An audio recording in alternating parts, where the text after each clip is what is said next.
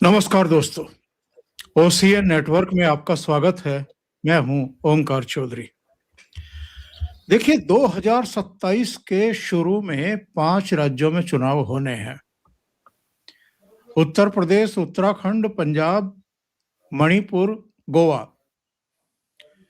और उसी वर्ष यानी वर्ष के अंत में हिमाचल और गुजरात में भी चुनाव होने हैं, यानी 7 राज्यों में चुनाव होने हैं। उससे पहले 2026 में पश्चिम बंगाल, असम, केरल, तमिलनाडु और पुडुचेरी, इनमें चुनाव होने हैं। भारतीय जनता पार्टी की एक्चुअल में बहुत व्यापक सोच है और वो अब शहरी बेस पार्टी रह नहीं गई है। पहले बनियों ब्राह्मणों की पार्टी बता दिया जाता था, बल्कि बनियों की ही बता दिया जाता था। ब्राह्मणों को भी कांग्रेस का माना जाता था।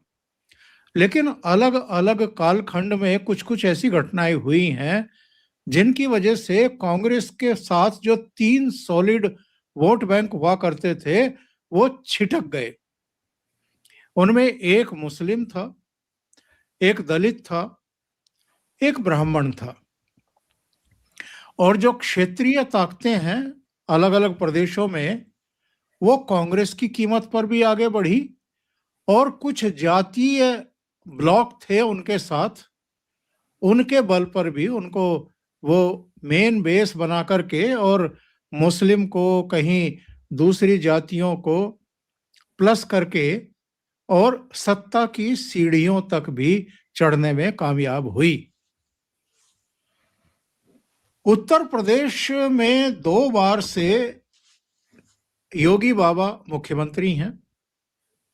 2024 के लोकसभा चुनाव में एक झटका लगा है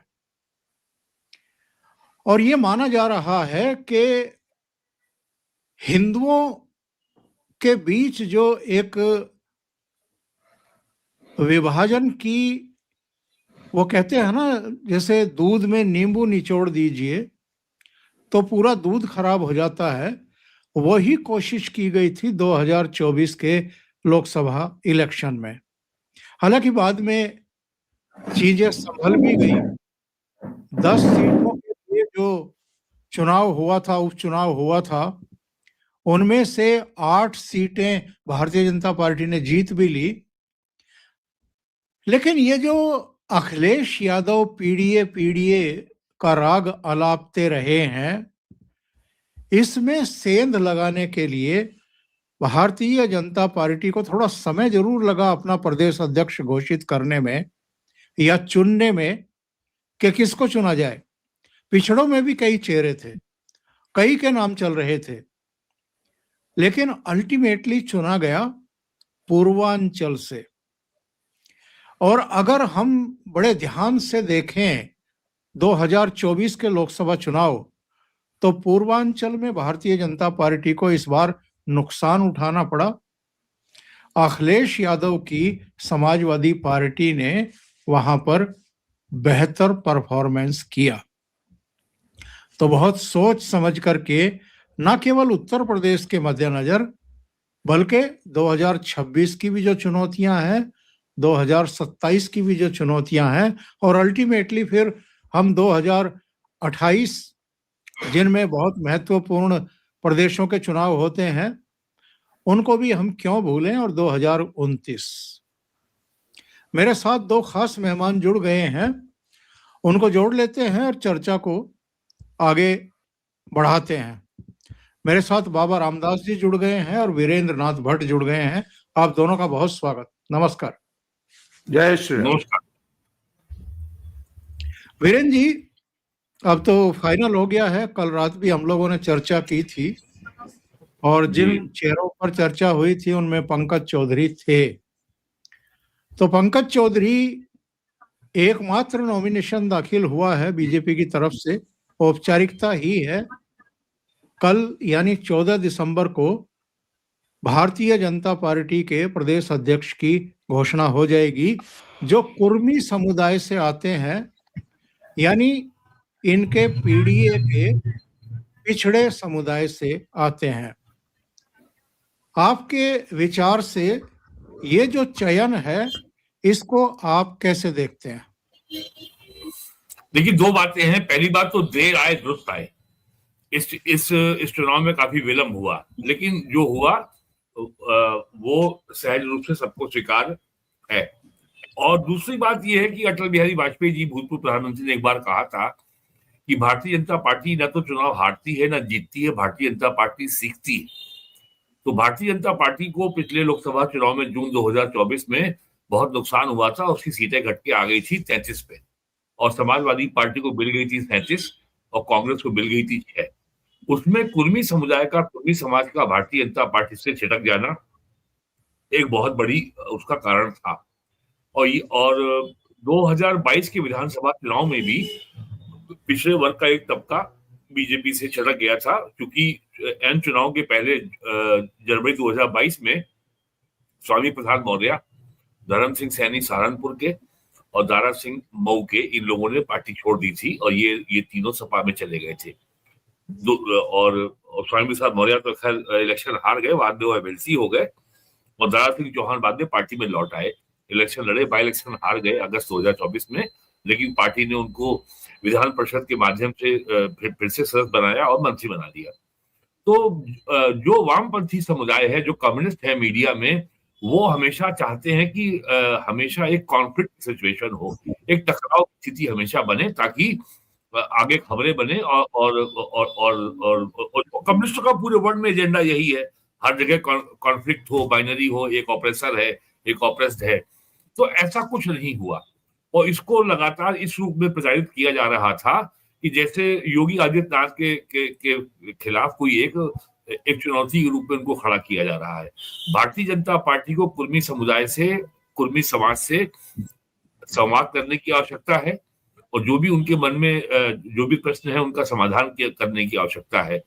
और क्योंकि लखीमपुर में, सीतापुर में, पीलीभीत है, बरेली है, बस्ती है, गोरखपुर है, देवरिया है, बड़े पैमाने पर, और खासकर या फर्रुखाबाद है, कानपुर देहात है, बुंदेलखंड है, यहाँ पर अवध क्षेत्र में बीजेपी को कुर्मी वोट लगभग नहीं मिला, तो बीजेपी की कुर्मी एमपी की संख्या में भी कमी आई। तो इस सब का समाधान करने के लिए आवश्यकता है, और लेकिन इसको केवल संकीर्ण जातीय संदर्भ में नहीं देखा जाना चाहिए। भारतीय जनता पार्टी ने जो समाजवादी पार्टी की जो जाति की राजनीति है वो एकदम अलग है, बीजेपी की एकदम अलग है। बीजेपी का ये है कि हर वर्ग को संतुष्ट किया जाए, हर वर्ग को साधा जाए, लेकिन कोई ऐसा ना हो कि एक वर्ग को साधने में दूसरा वर्ग नाराज हो जाए। तो ये जो है ये जो एक बार कहा था विश्वनाथ प्रताप सिंह, जब वो प्राइम मिनिस्टर बने थे 89 में, तो उन्होंने कहा था politics is the art of managing contradictions. विरोधाभासों को साधने का नाम ही राजनीति है। तो वही काम बीजेपी ने किया है। और किसी भी दल में रिप्रेजेंटेशन को लेकर के, सत्ता में साझेदारी को लेकर के, क्लेम काउंटर क्लेम, दावे हमेशा बने रहेंगे, विवाद हमेशा रहेंगे, लेकिन उनमें समाधान निकालना, उनमें एक आम राय पैदा करना या उनमें कॉन्सेंसस पैदा करना ही काम होता है लीडरशिप का। तो वही काम भारतीय जनता पार्टी ने किया, देर में किया, लेकिन जो प्रयास है, जो अल्टीमेट ऑब्जेक्टिव है कि जो भी कॉन्ट्रडिक्शंस हैं, जो भी क्लेम काउंटर क्लेम है, उनको कैसे समाधान किया जाए। और ये जो पंकज चौधरी हैं, बहुत तपे हुए नेता हैं, 7 बार एमपी रह चुके हैं, उसके पहले वो गोरखपुर के डिप्टी मेयर भी रहे हैं। तो इस नाते उनको इससे जोड़ा जा रहा है कि योगी आदित्यनाथ के पैटर्न कोई नया पावर सेंटर क्रिएट किया जा रहा है। तो ऐसा बीजेपी में नहीं होता, खासकर मोदी जी के जमाने में तो नहीं होता, कोई पैरेलल पावर सेंटर नहीं है। लेकिन हाँ, इसका प्रचार यही किया जाएगा। अब आप देखिएगा, कल से लेकर के अब जो है अगले लोग विधानसभा चुनाव तक, जो कि फरवरी 27 में घोषणा हो जाएगी, अब यही कहानी चलेगी यूपी में कि बीजेपी नेतृत्व जो है योगी आदित्यनाथ को किनारे लगा रहा है, या फिर ये कहा जाएगा कि 27 के बाद वो तीसरी बार मुख्यमंत्री नहीं होंगे। और सबसे बड़ी समस्या ये है कि 1952 में आजादी के बाद पहला विधानसभा चुनाव 1952 में हुआ था। 52 के बाद योगी आदित्यनाथ पहले ऐसे मुख्यमंत्री हैं जो अपना लगातार दूसरा कार्यकाल पूरा करेंगे। एक कार्यकाल पूरा करने का अब तक अवसर एक बार बहन मायावती जी को मिला 2007 से 12 और फिर अखिलेश यादव को 2012 से 17। कांग्रेस का कोई मुख्यमंत्री कभी भी अपना कार्यकाल पूरा नहीं कर पाया। गोविंद वल्लभ पंत भी नहीं कर पाए और इंदिरा गांधी के आने के बाद तो कोई नहीं कर पाया। 70 से लेकर के 85 के बीच में 2.5 साल जनता पार्टी रही, 77 से 79 तक।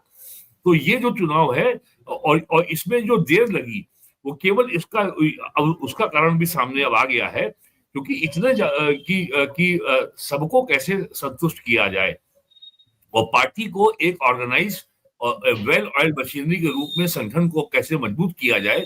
और आते ही जो चुनौती सामने आने वाली है पंकज चौधरी के, वो है अगले वर्ष पंचायत का चुनाव। और पंचायत के चुनाव को ये माना जाता है कि ये जो है असेंबली चुनाव के पहले का सेमीफाइनल होता है। तो इसमें जो आपको चर्चा सुनने को मिलेगी आने वाले दिनों में, वो लगातार लोगों को मसाला चाहिए। तो और जो बीजेपी विरोधियों को भी इसमें चाहिए मसाला। तो ये ऐसा मसाले वाली चीज कुछ होने वाली नहीं है। हालांकि इसको प्रोजेक्ट ऐसे ही किया जा रहा है कि as if a new power centre is being promoted by the BJP central leadership to contain Yogi Adityanath, ये कहा जाएगा। जी, बहुत महत्वपूर्ण बिंदुओं पर आपने प्रकाश डाला है वीरेन जी। देखिए, बात ऐसी है कि जिस तरीके से जो एक नारा कांग्रेस की तरफ से उछाला जाता था, जात पर ना हाथ पर, जात पर ना पात पर, मोहर लगेगी हाथ पर, उसको तो नेहरू और इंदिरा और राजीव के जो वंशज हैं, अगली पीढ़ी के चश्मो चराग हैं सोनिया गांधी के, राहुल गांधी ने बदल ही दिया ना। वो लगातार जात पात की बात करते हैं, वो दलितों की बात करते हैं, वो पिछड़ों की बात करते हैं, वो अति पिछड़ों की बात करते हैं। वो पूछते हैं कि केंद्र की नौकरशाही में कितने सेक्रेटरी पिछड़े हैं, कितने फला जाति के हैं, ढिमकाने जाति के हैं। और इधर पीडीए का राग अलाप रहे थे अखिलेश। 2024 के लोकसभा चुनाव में जो विश्ववन हुआ इनकी तरफ से कि अब की बार 400 पार क्यों, और ये आरक्षण छीन लेंगे, संविधान बदल देंगे, उसका नतीजा हमें देखने को मिला। उत्तर प्रदेश में 2014 में 72 सीटें आ गई थी बीजेपी और गठबंधन की, और 64 सीटें 2019 में भी आ गई थी। वो सीधे आकर के टपकी 33 सीटों पर। और जिस समाजवादी पार्टी को इन दोनों चुनाव में 14 और 19 में केवल 5-5 सीटें मिली थी, वो उछलकर पहुंच गई 37 सीटों पर। कांग्रेस, जिसका 2014 में 2 सीटें रायबरेली और अमेठी की थी और 2019 में केवल 1 रह गई थी, अमेठी में राहुल गांधी भी हार गए थे, वो 2024 में 6 सीटों पर पहुंच गई। तो चिंता होना बीजेपी का स्वाभाविक था, इसके बावजूद कि पिछड़ा तेली वर्ग से ही प्रधानमंत्री है। 2000 द्रौपदी मुर्मू से पहले राष्ट्रपति दलित, जो उन्नाव के कानपुर के पास के रहने वाले, उनको राष्ट्रपति बनाया गया। फिर 2022 में द्रौपदी मुर्मू साहिबा को, जो वनवासी आदिवासी हैं, उनको राष्ट्रपति बनाया। लेकिन लगातार एक मैसेज देना पड़ रहा है बीजेपी को कि हम पिछड़ों, अति पिछड़ों, दलितों, इन सब वर्गों के न केवल साथ हैं बल्कि इनको सम्मान भी दे रहे हैं, ऊंचे से ऊंचा पद दे करके। तो बाबा जी, अभी जो भट्ट साहब कह रहे थे कि बीजेपी की जातीय राजनीति उस तरह की नहीं है, ठीक है, मान लेते हैं, लेकिन जिस तरह की राजनीति विपक्ष कर रहा है उसमें भारतीय जनता पार्टी को भी वही सब करते हुए दिखना तो पड़ेगा। उन जातियों में विभाजन करने में ये सफल ना हो जाएं, बांटो और राज करो की नीति इनकी कारगर ना हो जाए, जैसे 2024 में हो ही गई थी और योगी आदित्यनाथ को कहना पड़ा बटोगे तो कटोगे। उसके बाद चीजें संभल रही हैं अब। सर मैं आपको बताऊं कि मैं थोड़ा सा इससे अलग सोचता हूं। 2024 का लोकसभा चुनाव उत्तर प्रदेश का इट वाज एन एबरेशन, और उसकी समीक्षा आज तक सही मायने में न हुई न हो पाएगी। क्यों? क्योंकि बहुत सारे कॉन्ट्राडिक्शंस थे जो कि खुद बीजेपी में थे, और मैं ये मानता हूं कि समाजवादी पार्टी और कांग्रेस वो चुनाव जीते नहीं है, बीजेपी वो चुनाव जानबूझ के हारी है और अपनी गलतियों से हारी है। They could not put up a United face, United front. इतने ज्यादा कॉन्ट्रडिक्शंस थे टिकट वितरण से लेके और हर चीज में, और वो तो उस पर ज्यादा चर्चा नहीं की जाए इस मंच से तो बेहतर होगा। इसलिए 2024 को मैं सही रेफरेंस पॉइंट मानता नहीं हूं समीक्षा के लिए। अच्छा, अगर वोट परसेंटेज में भी देख ले तो भी एनडीए और यूपीए या इंडी अलायंस का वोट शेयर ऑलमोस्ट बराबर सा है, एक आध परसेंटेज ऑफ पॉइंट का हल्का फुल्का अंतर है।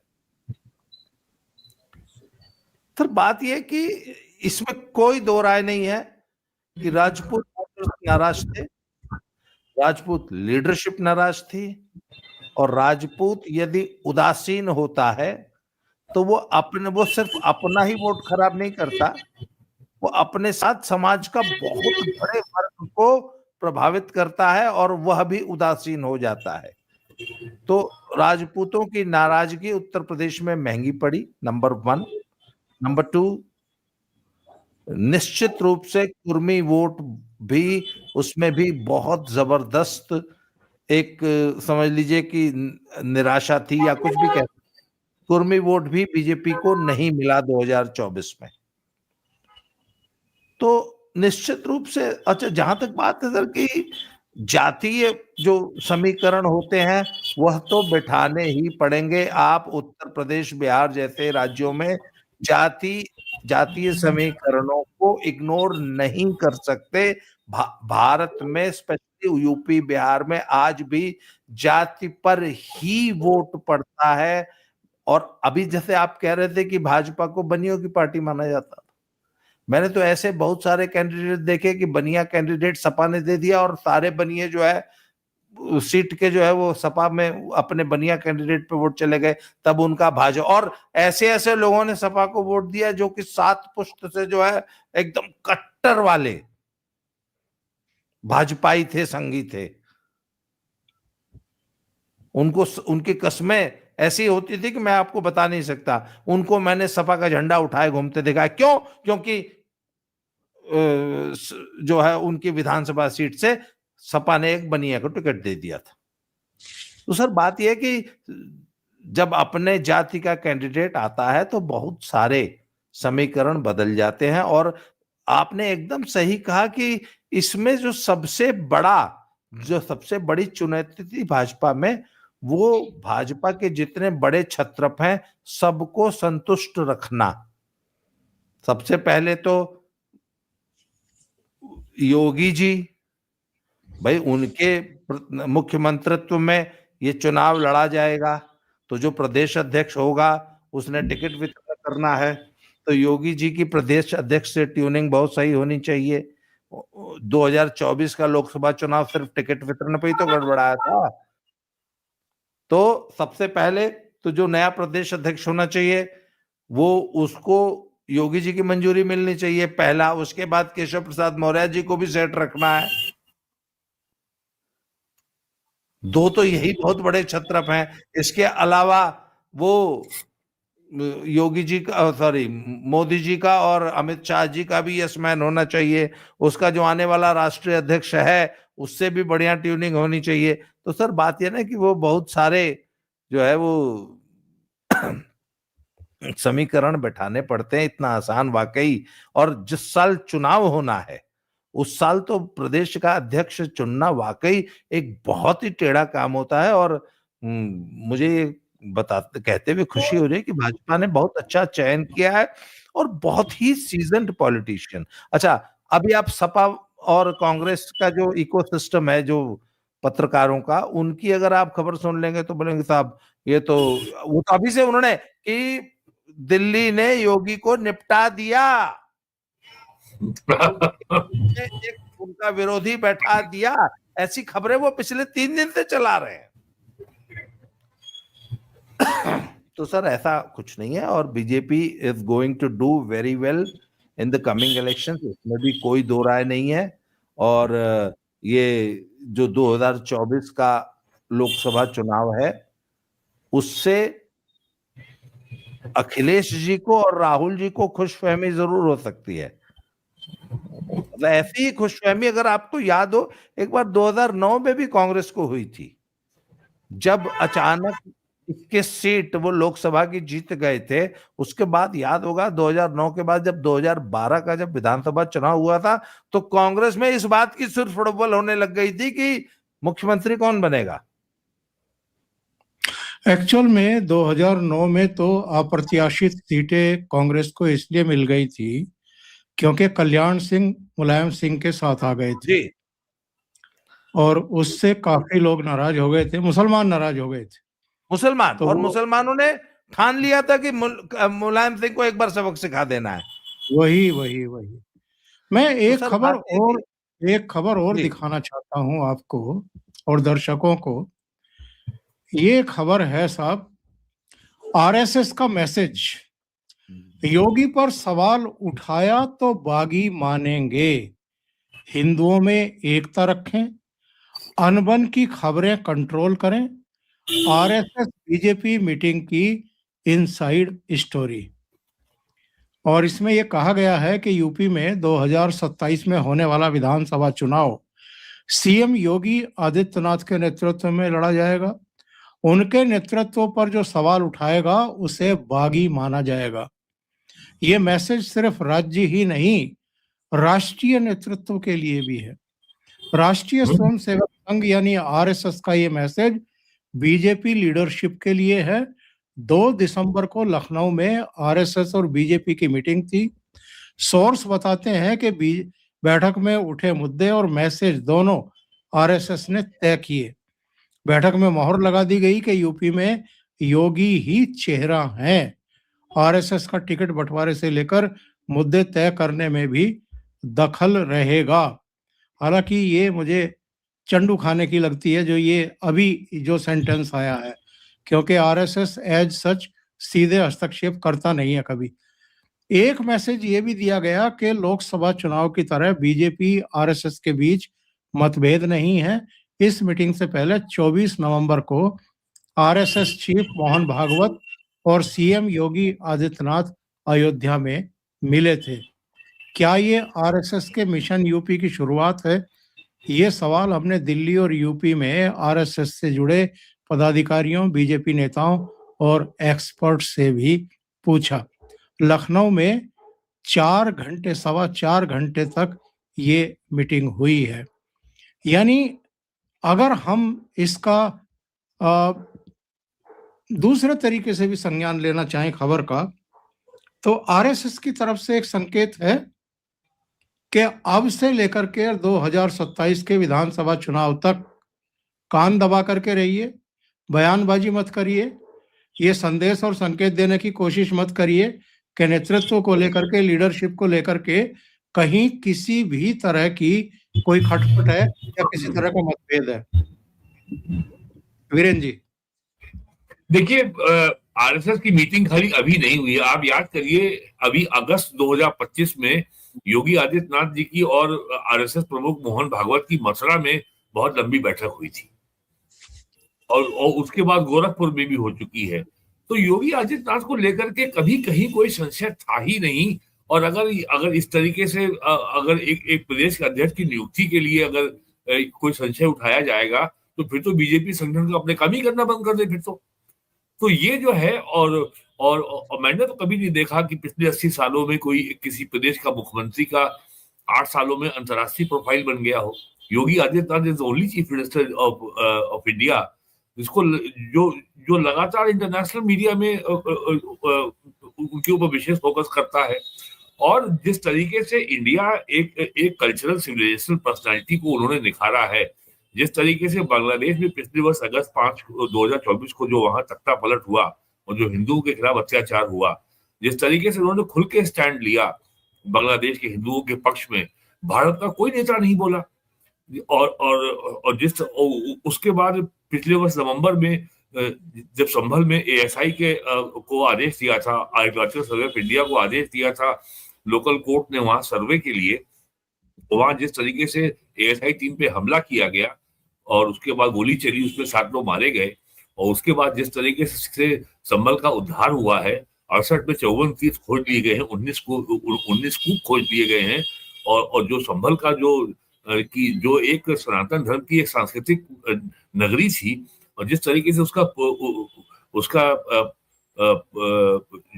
रिवाइवल हो रहा है, जो उसका पुनरुद्धार हो रहा है, वो फिर से एक सांस्कृतिक तीर्थ के रूप में डेवलप हो रहा है।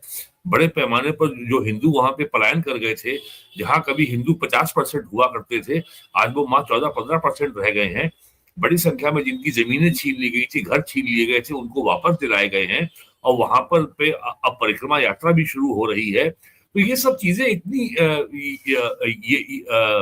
ये इतने पावरफुल स्टेटमेंट्स हैं by the actions of the chief minister कि उनको जो है ये सत्ता संघर्ष की जो दृष्टि है, जो सत्ता संघर्ष का जो प्रिज्म है या उसका जो लेंस है, उसमें जो लोग अगर उससे लोग देखेंगे तो उनको योगी आदित्यनाथ का की जो प्रोफाइल है और जो उनका ओवरऑल कंट्रीब्यूशन है इन image make over Uttar Pradesh, उनको समझ में नहीं आएगा। और अब अगर वो बात कहते हैं निवेश की तो लोग कहते हैं हाँ सभी तो ये तो दावा कर रहे हैं, तो अब इसके लिए आपको जाके आपको जो है आप एक आरटीआई में एप्लीकेशन लगाइए, सब ब्यौरा गवर्नमेंट आपको दे देगी।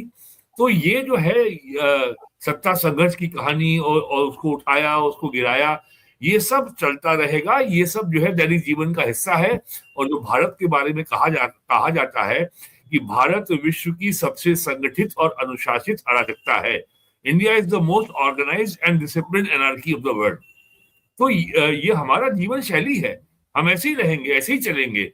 और हाँ, अगर और जो लोग शंकाएं उठा रहे हैं और जो लोग तमाम तरह के प्रश्न खड़े कर रहे हैं, उनकी बात में दम तब आएगा जब अभी चुनाव में 400 दिन बाकी हैं, जब गवर्नेंस में, ओवरऑल गवर्नमेंट की परफॉर्मेंस में, जो गवर्नमेंट का जो रोबस्ट डिलीवरी मैकेनिज्म डेवलप किया है, लोगों को हर जन तक कल्याणकारी योजनाओं का लाभ पहुंचाने के लिए, यदि उसमें कोई आपको डेफिशिएंसी, कमी या इनएफिशिएंसी दिखाई पड़े तब बात होगी। खाली ये एक व्यक्ति के आने जाने से और सबसे बड़ी बात यह है कि भारतीय जनता पार्टी व्यक्ति आधारित नहीं, संगठन आधारित पार्टी है। व्यक्तियों का महत्व होता है, इसमें कोई दो राय नहीं है। संगठन को व्यक्ति ही चलाते हैं, लीडरशिप का महत्व होता है, लेकिन प्राइम मिनिस्टर मोदी हो या अटल जी हो, सबने हमेशा ये कहा है कि व्यक्ति नहीं, संगठन या दल सुप्रीम है। तो वही यहां भी लागू होता है। एक वाणी सुनवा देता हूं आप लोगों को और दर्शकों को, फिर जरा बाबा जी के पास चलते हैं। यूपी जैसा स्टेट जहां आबादी सबसे ज्यादा है, सरकार बोलती है 25 करोड़ लोग हैं, और 25 करोड़ लोगों में सरकार ये स्वीकार कर रही है कि 3 करोड़ वोट कटने जा रहा है। 3 करोड़ वोट, तो ये कितना बड़ा चैलेंज है। और जो वो टेक्नोलॉजी इस्तेमाल कर रहे हैं, जो उन्होंने मैपिंग ऐप बनाया है, तो वो मैपिंग ऐप और जो उसके अंदर डेटा आ रहा है और जो डेटा पहले से है जिससे मैपिंग कर रहे हैं, ये कहीं ना कहीं कुछ फर्क नजर आ रहा है, जिसकी वजह से 3 करोड़ वोट जा रहे हैं हमारे। हालांकि हम लोगों ने पार्लियामेंट के सामने भी और पार्लियामेंट के अंदर भी ये बात कही, 3 करोड़ वोट जा रहे हैं हमारे। हाँ, और सुनिए जरा। कि बीजेपी इतनी होशियार पार्टी है कि टेक्नोलॉजी का इस्तेमाल करके कभी किसी कंपनी ने इलेक्ट्रल बॉन्ड दिए थे उन्हें, उसी कंपनी का लगता है ऐप है। तो अगर ऐप बनाया होगा तो ऐप बनाने वाले को पता है ना कि डेटा कहां जा रहा है। तो यूपी जैसे स्टेट जीतने के लिए ये एसआईआर ला रहे हैं, और ये एसआईआर नहीं है क्योंकि एनआरसी ये डायरेक्ट नहीं ला सकते थे, इसलिए एसआईआर लेकर के आए। अच्छा, डायरेक्ट एनआरसी भी आएगा, एनआरसी भी आएगा सर, क्यों परेशान, थोड़ा ध्यान रखिए। डायरेक्ट एनआरसी लाने पे कोई रोक लगी हुई है क्या सुप्रीम कोर्ट की? नहीं, अभी वो भी आएगा, थोड़ा ध्यान रखिए, हैव पेशेंस। अभी जनगणना होगी, जाति जनगणना होगी, फिर सीट्स का डिलिमिटेशन होगा, उसके बाद एनआरसी आएगा। जी बाबा जी। सर मैं अभी 15 दिन गांव रह के आया हूं। ये जितनी भी बेचैनी आपको दिखाई दे रही है ना, ये टॉप लीडरशिप में दिखाई दे रही है। जो गांव की लीडरशिप है, जो गांव के कार्यकर्ता हैं, वो एकदम निश्चिंत थे। मैंने उनसे पूछा कि अरे भैया, आप लोग के इतने वोट कट रहे हैं, आप लोग, मेरे कुछ मित्र हैं, और माँ की जब 13वीं थी तो बहुत सारे लोग, हजारों लोगों से मिलना जुलना हुआ ना उस 15 दिनों के दौरान। तो समाजवादी पार्टी के बहुत से स्थानीय कार्यकर्ता आए दरवाजे पे, तो मेरी उनसे बड़ी बेबाक बातचीत होती थी। मैं पूछता था, यार आप लोग यहाँ बैठे हो, वहां आपके वोट कट रहे हैं? बोले, सर कोई वोट नहीं कट रहा, किसी का वोट नहीं कट रहा। गांव वाले इनकी बातें सुन के हंसते हैं सर। अखिलेश यादव की बातें सुन के हंसते हैं गांव वाले। और मैं मुसलमानों की बात कर रहा हूं, वो निश्चिंत बैठे हैं, क्योंकि उनको मालूम है। सर एक बात बताइए ना, मैं आपको एक छोटा, मेरे घर से करीब 200 मीटर की दूरी पे एक छोटी सी मुस्लिम बस्ती है, वहां लगभग 100 वोट होगा मुसलमानों का। तो वो आए थे, 13वीं में आए थे लोग।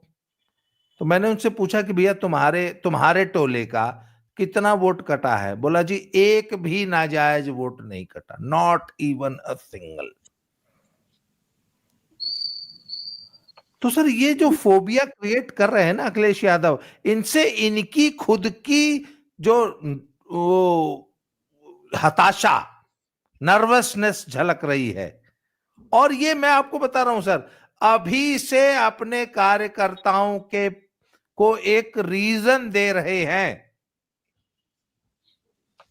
कि भैया जब कल को हम चुनाव हारेंगे तो क्या बहाना बनाएंगे। बहाना अभी से इनका तैयार है। सर आपकी एक, मैं अभी जो भाई साहब वीरेंद्र भाई बता रहे थे, भट्ट साहब, कि संघ का जो है योगी जी के प्रति, मुझे तो सर वो दिन आज भी याद है जब हमारे जिले के मनोज सिन्हा जी बाकायदा शपथ ग्रहण के लिए गाजीपुर से गए, पहले बनारस काशी विश्वनाथ जी के दर्शन किए और लखनऊ की ओर प्रस्थान कर चुके थे। और जब जौनपुर के पास पहुंचे तो उनके पास फोन आया कि गाड़ी रोकिए साइड में और एक ट्वीट कीजिए कि मैं मुख्यमंत्री की रेस से बाहर हूं। और अचानक उनका नाम जो मुख्यमंत्री के उससे कट गया, और अचानक योगी जी के पास फोन आया कि तुरंत आइए और आपके लिए बीएसएफ का एक प्लेन भेजा जा रहा है। वो पहुंचे तो उन्होंने बोला कि अब यहां से आप वापस गोरखपुर नहीं जाएंगे, सीधे लखनऊ जाएंगे। तो सर संघ ने ही वो वीटो लगाया था। और आज यदि उत्तर प्रदेश में मुख्यमंत्री के पद पर योगी जी वो मुख्यमंत्री का दायित्व निभा रहे हैं, तो ये संघ के द्वारा ही यह दायित्व उनको दिया गया था। अदरवाइज दिल्ली का तो मत था कि वो मनोज सिन्हा जी को, फिर जब मनोज सिन्हा जी को ये पद नहीं मिला तब उनको लेफ्टिनेंट गवर्नर लगाया था अमित शाह जी और मोदी जी ने। तो सर संघ was always very much confident about Yogi ji. और अब ये, अच्छा हालांकि ये जो खबर आपने पढ़ के सुनाई, ये है तो प्योर चंडू खाने की खबर, क्योंकि ये जो दैनिक भास्कर अखबार है ना, इससे बड़ा चंडू खाना इस धरती पे कोई नहीं है। पर सर वो बात ये है कि वो चंडू खाने से भी कई बार सही खबरें निकल आती हैं। और योगी जी के प्रति पूरा कॉन्फिडेंस है संघ में, ये तो सर्वविदित है सर। बाकी आगे बढ़ने से पहले मैं सभी दर्शकों से निवेदन कर दूं कि आपको ये चर्चा अच्छी लग रही है तो लाइक का बटन जरूर दबा दें। मैं देख रहा हूं कि काफी संख्या में आप लोग लाइव सुन रहे हैं, लेकिन लाइक बटन आप लोगों ने बहुत कम दबाया है। तो लाइक जरूर बटन दबा दें और इसको वीडियो को फॉरवर्ड भी करें। भट्ट साहब, बाबा जी एक को मैं और एक बात बता दूं कि आरएसएस जो है ये बहुत ही लो फ्लेम का स्टोव है जो लोगों को बहुत देर में समझ में आता है।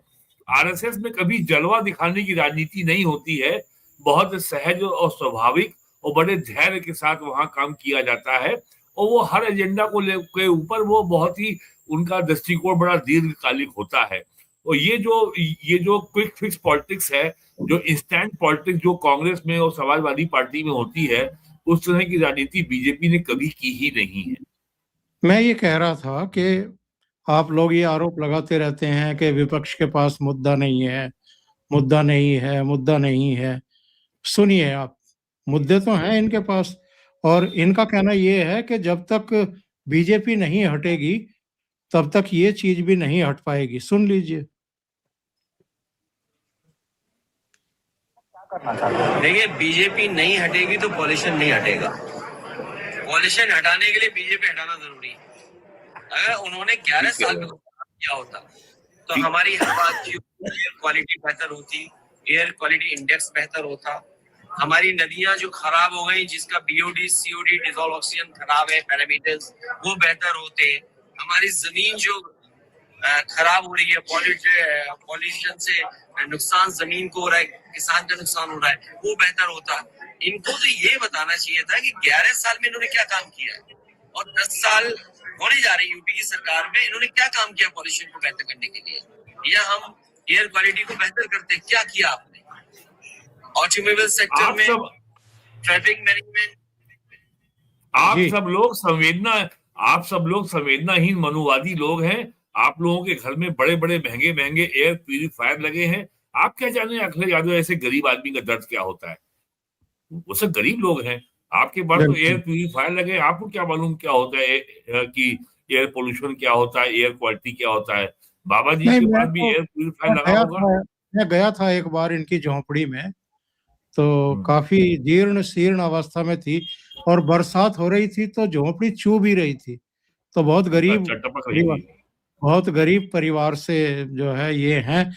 एक और वाणी सुनिए आप लोग, एक और वाणी सुनिए। दोनों डिबेट्स में हमने मतलब धज्जियां उड़ा दी उनकी। आपने अमित शाह को देखा होगा, डिस्टर्ब गाली तक दे दी सदन में, तो मेंटली डिस्टर्ब थे, प्रेशर में थे और उसका रीजन है क्योंकि वो वोट चोरी में मतलब पूरा का पूरा ढांचा इन्वॉल्व है, वो तो पूरा देश जानता है। तो डिबेट पोल्यूशन पे वैसा एक्रोमोनियस डिबेट नहीं होना चाहिए क्योंकि ये एक प्रकार से दोनों डिबेट्स में हमने मतलब धज्जियां उड़ा दी उनकी। ये धज्जियां उड़ा कांग्रेस के पूर्व केंद्रीय मंत्री सुप्रीम कोर्ट के वकील अश्विनी कुमार ने कल और आज राहुल गांधी की धज्जियां उड़ा दी हैं और उन्होंने कहा है कि आप जो है ईवीएम का रिजल्ट जब जीतते हो तेलंगाना में, कर्नाटक में, हिमाचल में, आप उसे स्वीकार कर लेते हो।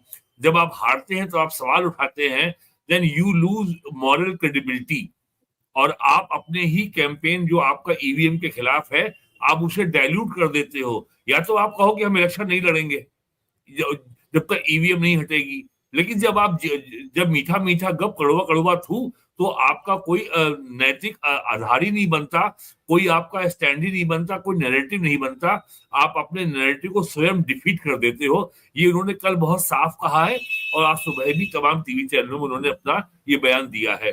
तो ये जो है वोट चोरी की धज्जियां, तो ये बात तो अमित शाह ने भी नहीं कही, जो उनकी ही पार्टी का मनमोहन सिंह की सरकार में कैबिनेट मिनिस्टर कह रहा है अश्विनी कुमार। एक मैसेज आया है साहब, वैसे तो मैंने धीरेन्द्र पुंडीर जी के साथ इस पर अलग से प्रोग्राम कर दिया है, वो ओमकार चौधरी शो चैनल पर चल रहा है, लेकिन एक दर्शक हैं उनका एक मैसेज आया, ओमकार सर थोड़ा केरल की जीत पर बात हो जाए। तो बाबा जी, तिरुअनंतपुरम की नगर निगम में भारतीय जनता पार्टी ने परचम लहरा दिया है उनका मेयर बनने जा रहा है। एक श्रीलेखा IAS है। प्रशासनिक राजधानी में इतनी बड़ी जीत बीजेपी की, ये LDF और UDF यानी कांग्रेस और वाम दोनों के लिए बड़ा झटका है और एक खतरे का संकेत भी है इन लोगों के लिए। केरल जैसी जगह, देखिए बिल्कुल निश्चित रूप से, और वो भी राजधानी त्रिवेंद्रम सर। और मैं अभी ना जब ये रिजल्ट आया तो मैं केरल में वोट शेयर देख रहा था।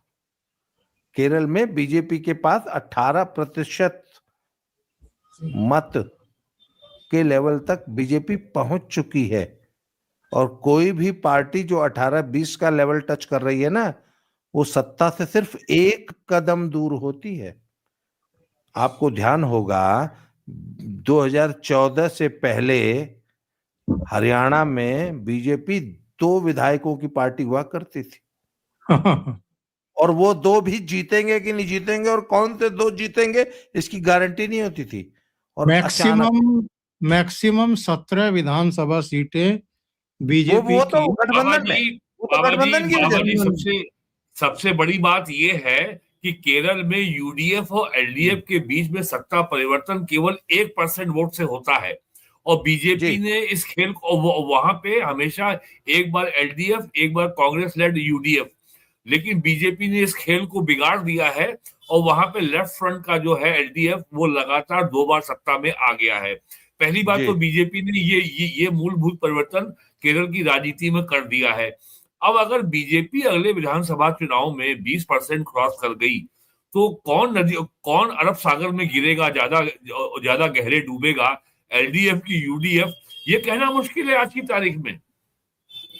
बिल्कुल। जब मैं आपको बताऊं सर, जिस दिन बीजेपी 20% का लेवल ब्रीच करेगी, बस उसके बाद गए दोनों, ये गारंटी नहीं है वो 20 के बाद 25 पे जाएगी, 30 पे जाएगी या 36 पे जाएगी, इसकी भी कोई गारंटी नहीं है।